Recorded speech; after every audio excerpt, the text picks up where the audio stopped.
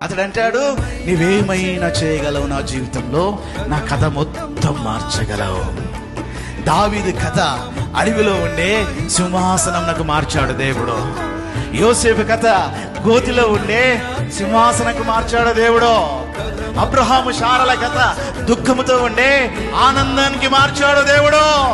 నీ కథ ఏమైందో ఈ ఉదయం ఈ మధ్యాహ్నం ఆ కథ మొత్తం మార్చగలిగిన సమర్థుణ్ణి ఆరాధించడానికి ఆయన పరిశుద్ధ ఆవరణములోనికి నీవు వచ్చావు. నీ కథ మార్చబోతున్నాడు దేవుడు. నీ స్థితి మార్చబోతున్నాడు దేవుడు. నీ తలంపులను పక్కన పెట్టి దేవుని తలంపు ఏమిటో నీ పట్ల దాని కొరకు ఎదురు చూడు. నీ స్థితి నీవు అనుకున్నట్టుగా కాకుండా దేవుడు అనుకున్నట్టుగా ఉన్నతమైన స్థితిలోనికి మారబోతుంది. ఆయన తలంపులోనికి వస్తావా? ఆయన తలంపులోనికి వస్తావా? ఆయన చిత్తం నీ పట్ల ఏమిటో అడగగలిగితే చాలు. ఆయన చిత్తం ఏంటో తెలుసుకోగలిగితే చాలు.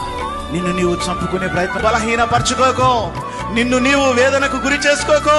నిన్ను నీవు అంతా నాకు తెలుసన్నట్టుగా నీకు నీవుగా పాడు చేసుకునే ప్రయత్నంలోకి వెళ్ళకో. దేవా, అబ్రహాము శారాల కథ మొత్తం మార్చావే.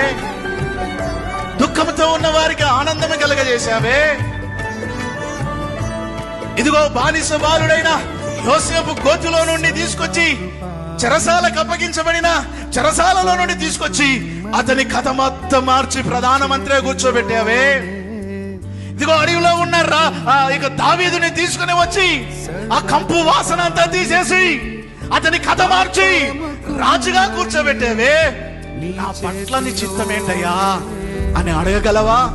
అడిగితే నీ జీవితాన్ని దేవుడు మార్చిపోతున్నాడు.